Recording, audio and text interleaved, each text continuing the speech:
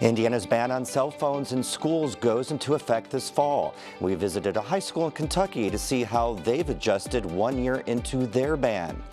A pair of Indiana women climbed Mount Kilimanjaro last month to help raise awareness for kidney donations. Both had donated a kidney in the past few years.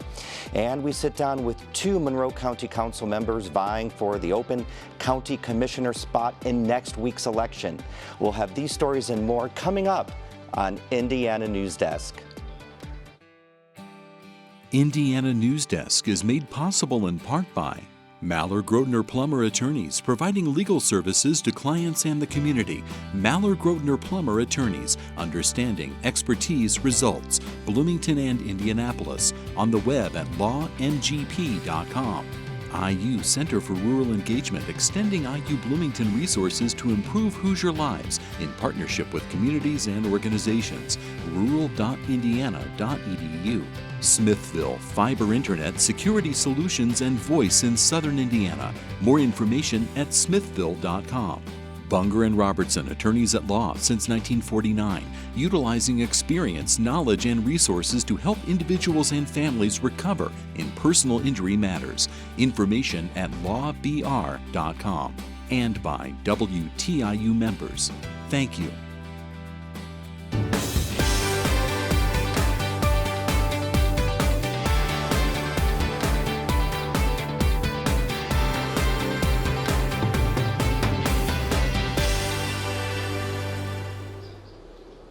Welcome to Indiana Newsdesk. I'm Joe Wren. Well, this fall, a new law going into effect will ban Indiana students from having cell phones in the classroom. Our Isabella Vesperini visited a high school in Louisville to see how they've adapted to the change during their first year under a cell phone ban. As the bell rings to signal the end of class, students from Pleasure Ridge Park High School in Louisville flood the hallways. They talk to each other on their way to lunch as a security guard stands by. He's on the lookout for phones. You working out today? That's today. It's non-confrontational. They'll just say, hey, I just saw, give a description or give the name of student on the phone walking down the hallway. We'll just log it and record it. And then once that kid gets to the classroom, we'll go get that student and say, hey, you had a tech violation during transition. Consequences vary depending on the number of times the student has been caught on their phone. It might be one class period of in-school suspension up to multiple days. At the beginning of the school year, administrators collected between 70 and 80 phones a day. Now they collect 15 to 20. We attacked it with fidelity. So if they violate, consistently give them the consequence until they realize that this is, not only is it a school policy, but it is now a state statute or state law, and we're going to follow it. And it just teaches responsibility and accountability. Students can also lock their phones in yonder pouches during the day. I actually pay attention in school and do my schoolwork. I'm not using my phone. I just pay attention more. I got better grades because now I actually finish my work in class instead of doing it at home. With the cell phone ban taking effect in Indiana schools next year, Montgomery said they could see similar results if they take the right steps. The key to making it work? Consistency. No, it's going to be heavy on the first month and a half, but then after that it will calm down as long as you are consistent and as long as you follow through and as long as students know that everyone in the building is going to follow through and be rowing in the same direction. At the beginning of the school day at Bloomington High School North, students in Eric Nolan's science class are silent. A lot of times if I look around in a group of kids, so many kids will be on their phones rather than, looking around and talking to people. Even though Nolan expects students to put their phones away during class, phones can still steal attention away from learning when they're even just in a pocket. If they're focused on, say, learning how to balance chemical equations, right? And in the midst of we're learning this for the first time, they hear that noise, they hear that notification, maybe they steal a glance at it or something. I think that even just momentary loss of focus is potential learning loss, right? And it has to be made up at a later time. Nolan is guardedly optimistic that the new cell phone ban bill will address these issues. At Pleasure Ridge Park High School, students are more engaged in the classroom. Once you get used to it, you ain't got to really worry about it because you'll come back to your phone after school and before school. But some students in Bloomington are more skeptical. They've tried to do this so many times, and it ends up just being about whether the teachers care or not. And normally that's more up to the teacher than it is to the state. And like, honestly, and as far as like productivity goes, like if there's a kid that doesn't want to do their work or like doesn't want to pay attention, they're not going to. Like taking away a phone is just, they're just going to find something else. They're going to play like chess.com or something. While he isn't worried about not being able to access his phone and would get more work done, Stein said he'd feel more bored during the school day. I'm not going to say if I didn't have my phone, I would like the amount of work wouldn't increase at all. But I also don't think it would be like a revolution. I think mostly I'd just be bored when there was nothing going on. One local site supervisor for Extended Day doesn't think taking phones away will eliminate distractions. There are a lot of things fighting for their attention, and even if you take away the phones, high schoolers have laptops, they have access to iPads, like they're going to get online and mess around no matter what. So taking away the phone just feels like backpedaling for no real benefit. To address this, one English teacher in Louisville is moving away from students using their computers and doing more pencil and paper learning instead. They're just thinking more. And what my big thing is critical thinking. I want you to think for yourself and not use AI to think for you. And I think that's what we've gotten away from with a lot of the internet and the cell phones. Students from Pleasure Ridge and Louisville assured those here in Indiana that they'll be okay without their phones. At first it'll be hard, but it's really not that big of a deal. It's not that deep. Just put it up. You can have it after school. It'll take some getting used to, but it's not hard. For Indiana Newsdesk, I'm Isabella Vesperini. The Indiana Department of Education said in a statement it's working on creating a guidance document later this year to help schools implement the new rules. Schools must adopt policies in accordance with the law by July 1st. Election day is fast approaching, and one key race on the Democratic side is for Monroe County Commissioner, where two current members of the County Council are competing for an open spot. Ethan Sandwise sat down with David Henry and Trent Deckard, who are vying to replace outgoing Commissioner Lee Jones. Deckard and Henry have a lot in common. They both worked at different levels of government and they're mainstays in local Democratic politics. Henry says the biggest difference is their sense of urgency. Yeah, Trent and I just have different tempos. I don't mind being a guy in a hurry because I'm interested in results. And I think it comes from a lifetime of government service where you set goals and you meet them. You win contracts back when you've delivered and you've said what you're going to do. Deckard has served the county since 2019 and says he brings institutional knowledge and collaborative leadership to the table. But I combine that with time in state and federal government to know how do you get things done. I worked for a member of Congress that always had to work across the aisle. I ran a bipartisan state agency where you had to literally work with the other side. I can work with anyone. County government has been rife with disagreements between councilors and commissioners and between county and city. It's delayed projects such as the convention center and the new jail. Deckard says he's a deal maker, and the way past conflict is to bring people to the table. Despite all of our past, our history, our acrimony, some of which I've seen, some of which I've read about over the years, I am a voice that I believe can bring people to the table.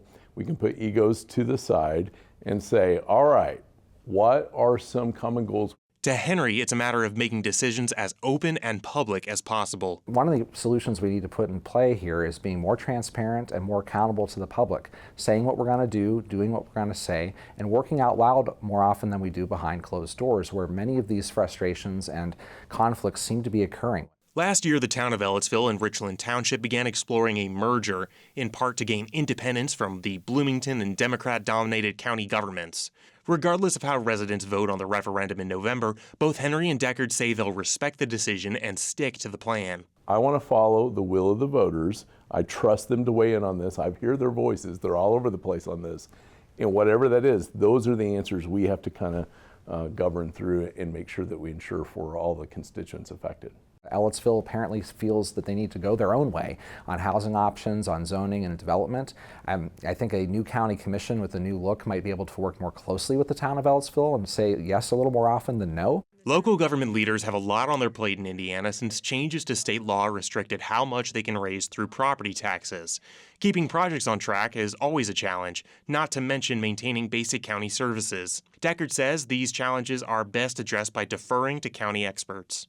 I know that when the council is engaged, the council can be extremely resourceful in figuring things out. What's more, by partnering with our department heads, they are notoriously resourceful for figuring out how to do things smarter, not harder, more efficient. Henry says the solution comes back to interlocal cooperation, talking with Bloomington and Ellettsville about how to maximize their collective impact. My background is in management consulting. I've spent almost 20 years in federal, state, and local government administration and management. This is one of these opportunities where we need to work more collaboratively with the town of Ellettsville, the city of Bloomington, and find all that duplicative effort and overlap. For Indiana Newsdesk, I'm Ethan Sandweiss. And for the first time in 22 years, 2 Democrats will compete for the party's nomination in the State House District 61 primary election. Matt Pierce will defend the State House seat he's held since 2002 against first-time candidate Liliana Young. Our Ethan Sandweiss spoke with both candidates. Pierce and Young each see the discrepancy in State House experience working in their favor. People are struggling. At the same time, we have to defend democracy itself. And I think when you find yourself in that situation, you want to have someone who understands the legislature, how it works, and has proven that they can get the job done. We have a very big problem in Indiana where we keep electing the same people or same kinds of people over and over, and it's clearly not leading to solving the problems that the state's facing. Bloomington's district reliably belongs to the Democrats.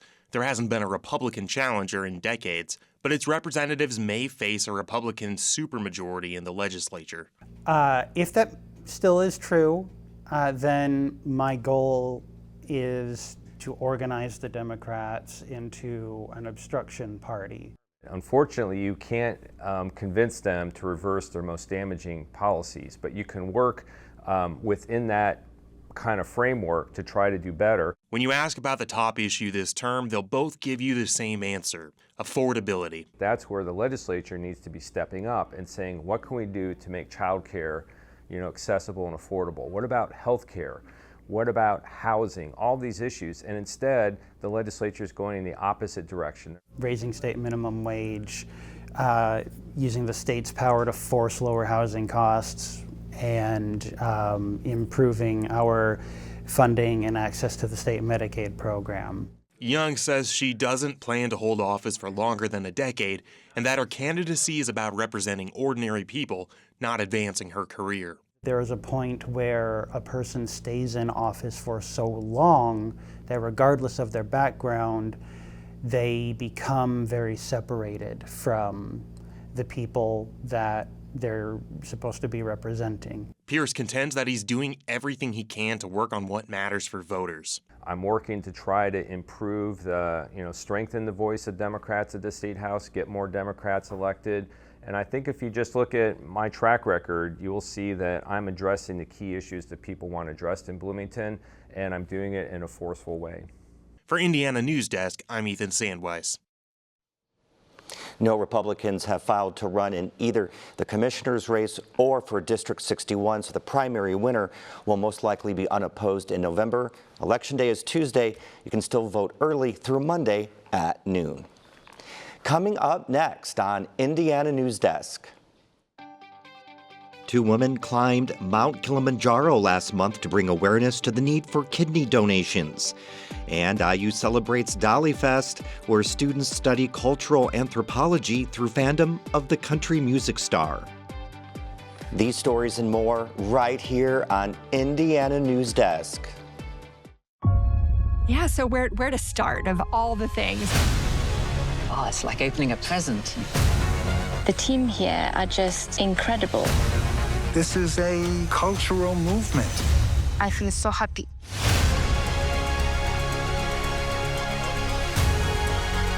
There is so much more. It feels like the revolution has really begun. Welcome back to Indiana Newsdesk. We're joined now by Aubrey Wright for headlines from around the state. Hi, Aubrey. Hi, Joe.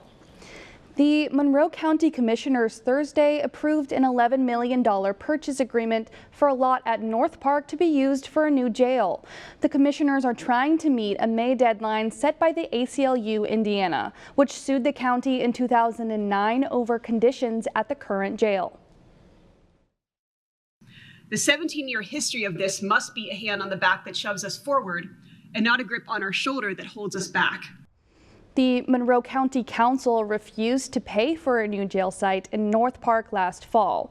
Council members say they want a cheaper jail within Bloomington city limits, and they've accused county commissioners of coercion for pushing the project forward. Commissioner Julie Thomas puts the blame on the council. This has gone on long enough. If Monroe County fails to meet the provisions of the settlement agreement, we're going to look at the council and ask why. Monroe County must have a plan for a new jail by the end of May, or it could be subject to more lawsuits. Bloomington police are asking for help identifying a suspect in last weekend's shooting downtown. Police released photos showing the suspect wearing a backpack that resembled a shark or dolphin. One person was shot and 4 others wounded by shrapnel in the early hours Sunday on Kirkwood Avenue during Little 500 weekend. Mayor Carrie Thompson said people have been calling and emailing her office with speculation, including about the shooter's origin and skin color. And I want to explicitly condemn the racism that is happening. When people make comments with assumptions about race, or who belongs, or who's from here, and who's not from here. The Little 500 event has struggled with racial inclusiveness, most recently from discomfort with racial posts online. The U.S. Department of Justice recently extended the deadline for compliance with Title II of the Americans with Disabilities Act. Under the act, public entities such as schools, parks, courts, and social services must make all digital information accessible. Now they have at least another year to make that happen. Advocates for those with disabilities are not happy with the extension. To emergency alerts, to healthcare information, to being able to apply for benefits independently, to be able to apply for certain jobs, to be able to receive an accessible public higher education. These are basic rights that everyone should have. Kinzinski says these accessibility requirements are not new. Public entities have had 2 years to meet the original deadline. Bloomington Animal Shelter is seeing a seasonal rise in pet surrenders due to leases ending and rental regulations on pets. The shelter typically receives 10 to 20 more surrendered animals in May than usual, and that can mean a 40% increase over a normal month. That's enough when it comes to the shelter and moving animals through the shelter that it can cause problems and backup and kennels being full and overcrowding issues occur. Saunders said the shelter's biggest challenge during this time of year is losing student foster volunteers. Monroe County received a D ranking in air pollution in an annual report from the American Lung Association. This year's report covered data from 2022 to 2024 and measured 5 days in 2023 with unhealthy levels of particulate pollution in the air. The association said contributing factors to air pollution include landfill emissions, vehicle exhaust, construction sites, and potentially long-range wildfire smoke. Asthmatics should be worried about it. Other people with other lung conditions, people with heart disease should be worried about air pollution as well. Neighboring Brown County earned a B grade, but Bartholomew received a D and Greene County an F. Governor Mike Braun announced the launch of a new AI initiative Tuesday, aiming to integrate artificial intelligence into Indiana businesses. Braun said he wants to make sure the state doesn't get left behind in adopting the new technology. The program aims to help businesses identify places where AI can improve operations and will involve roadshows and virtual information sessions. That is the way I look at it, as an opportunity. Anything new, you got to not necessarily embrace it without question. If you avoid it, you might regret it down the road. Braun did not say how the program would be funded. And marijuana is illegal in Indiana, but Hoosiers are still spending around $1.8 billion annually on it, according to a new report. The vast majority of that money is spent in the 3 states that border Indiana, where marijuana is legal for recreational use. However, the report says arrests in Indiana related to marijuana are costing the state between $10 and $20 million per year. And Joe, Governor Braun has signaled he's open to discussing the state's marijuana policy. Yeah, that's a lot of money, Aubrey. Thank you so much. Well, 2 local kidney donors recently took part in a hike to Mount Kilimanjaro to help raise awareness for organ donation. Our Isabella Vesperini spoke to them about their journey. It was pitch black out as Kara Blair and Abby Berg approached the top of Mount Kilimanjaro. Their headlamps, along with those of over 80 people in their group, illuminated the snowy path a few feet ahead of them. Say hi! Good morning! About 8 hours into the hike, they patiently waited for the sun to rise. Around 7 a.m., it finally did. Before that, you really couldn't see much. You saw the lights of a far-off city, Moshi, but you couldn't see much. So the sun started coming up, and the views were just outrageous. They only stayed at the summit for about 20 minutes. There is a sign at the very top. It's a very plain wood sign that you get your picture taken with. And it really is, you know, get your picture taken, and then they want to get you down fairly quickly. You're at 19,000 feet. The air is very thin. You've been climbing for 7 hours. Blair and Berg participated in the 8-day hike last month through Kidney Donor Athletes, an organization that raises awareness for kidney donations. Both donated their kidneys a few years ago. I didn't have any children of my own. I have 2 stepchildren. But I thought since I didn't bring anyone into this world, that maybe I could help somebody stay longer. As a nurse, Berg enjoys taking care of people, so donating a kidney felt natural for her.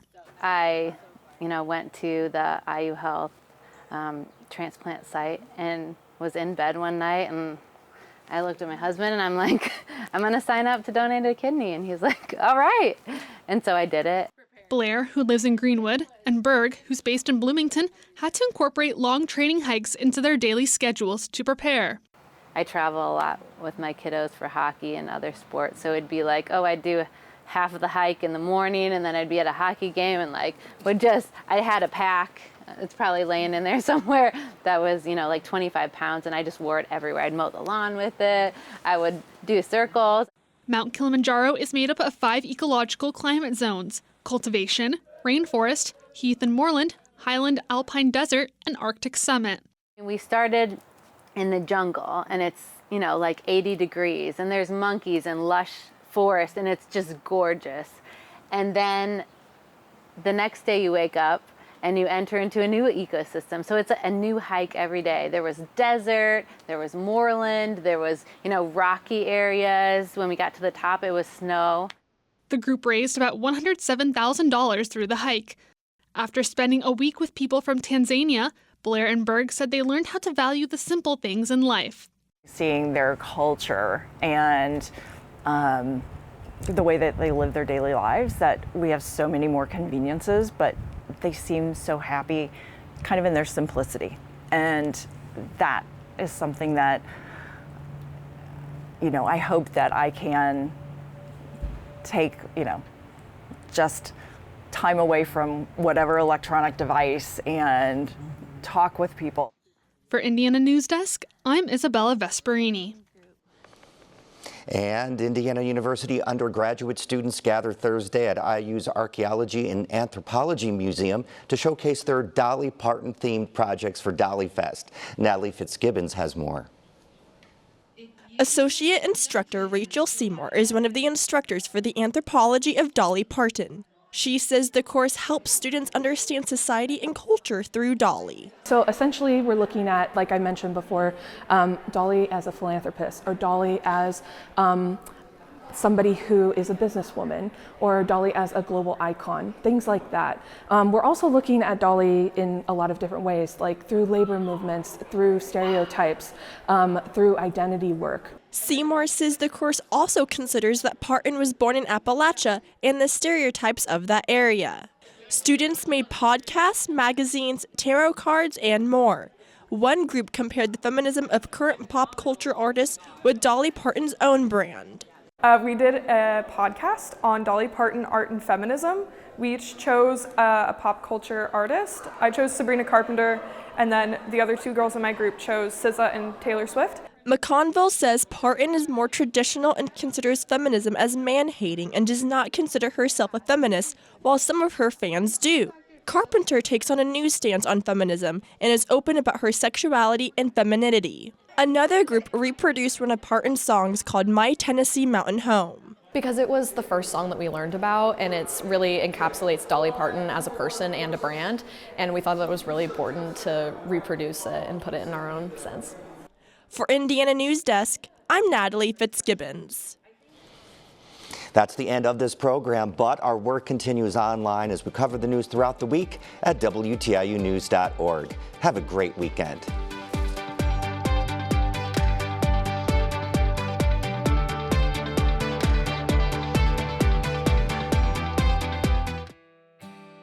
Indiana Newsdesk is made possible in part by Maller Grotner Plummer Attorneys, providing legal services to clients and the community.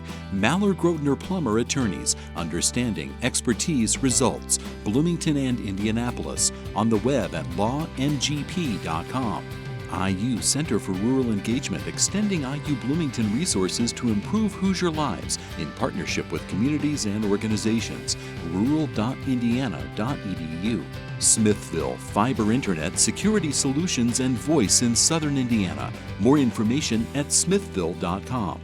Bunger and Robertson, attorneys at law since 1949, utilizing experience, knowledge, and resources to help individuals and families recover in personal injury matters. Information at lawbr.com. And by WTIU members. Thank you.